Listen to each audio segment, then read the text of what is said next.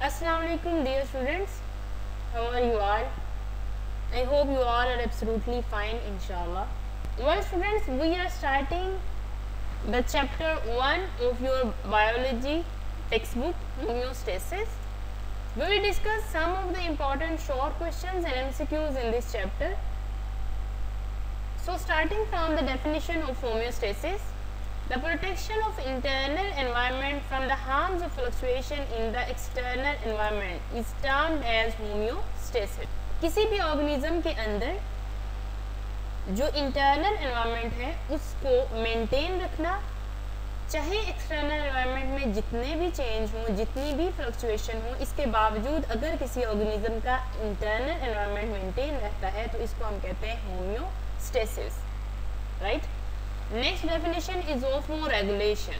The mechanism of regulation generally between organism and its environment of solute and the gain and loss of water is called osmoregulation. एक ऐसी regulation का एक process जिसमें organism और उसके environment के दरमियान solute और वाटर का बैलेंस रखा जाता है. कितना वाटर और सल्यूट बॉडी के अंदर होना चाहिए और कितना बाहर होना चाहिए.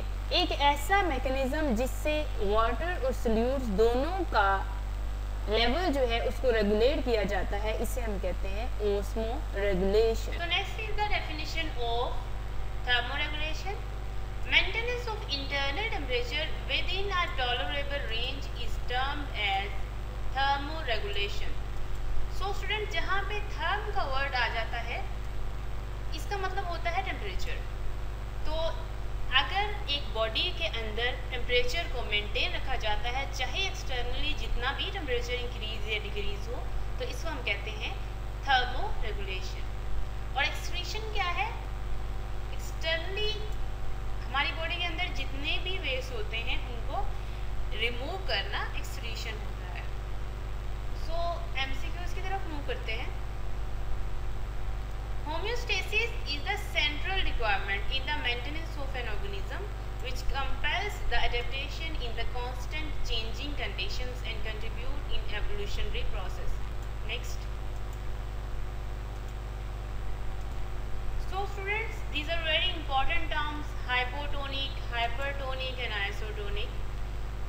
So firstly, we will study the hypotonic environment. Cell consistently encounter changing extracellular environment. It may be of diluted solution compared to the cell concentration, so called hypotonic environment. Hypo का मतलब होता है कम, लेस, और tonicity का मतलब होता है salt. इसका मतलब ये है कि हाइपोटोनिक एनवायरनमेंट ऐसा एनवायरनमेंट है जहाँ पे साल्ट कम है. तो साल्ट कम होगा तो इसका मतलब वाटर ज़्यादा है. तो अगर एनवायरनमेंट में वाटर ज़्यादा है तो सेल के अंदर वाटर कम होगा. इस वजह से सेल में साल्ट ज़्यादा होगा. और सेल के अंदर, सेल के बाहर जो है वो डिल्यूटेड कंसंट्रेशन होगी और सेल के अंदर कंसंट्रेटेड होगी, जिसकी वजह से ये हाइपोटोनिक एनवायरनमेंट होगा. The concentrated external environment is termed as hypertonic. Hyper का मतलब होता है ज़्यादा और हाइपरटोनिक का मतलब ये है साल्ट ज़्यादा होगा. अगर साल्ट ज़्यादा है तो वाटर ऑटोमेटिकली कम होगा. और एक्सटर्नल एनवायरनमेंट में साल्ट ज़्यादा होने की वजह से वाटर कम है तो वो कंसंट्रेटेड एक्सटर्नल एनवायरनमेंट है. और अगर हम ये कहें कि एक्सटर्नल और इंटरनल दोनों में साल्ट और वाटर इक्वल कंसंट्रेशन में है तो इसे हम कहेंगे आइसोटोनिक. आइसो का मतलब होता है सेम, यानी साल्ट और वाटर की एक जैसी ही कंसंट्रेशन है इंटरनली और एक्सटर्नली दोनों तरह से. तो ये है हमारे पास तीनों concept. So next is the hypotonic, isotonic and hypertonic diagrammatical representation of these solutions. Students, you can easily see कि हाइपोटोनिक सेल के अंदर वाटर ज़्यादा होगा और साल्ट कम होगा, जिसकी वजह से सेल जो है वो टर्जिड है, फूला हुआ है, राइट. और आइसोटोनिक में वाटर उतना ही होगा सेल के अंदर जितना सेल के बाहर है. इसकी वजह से सेल अपनी नॉर्मल शेप में है. And likewise in case of hypertonic, as there is less salt and more water, so water जो है ये सेल में से बाहर निकल जाएगा और सेल श्रिंक कर जाएगा, right? So students, these were our today's topics.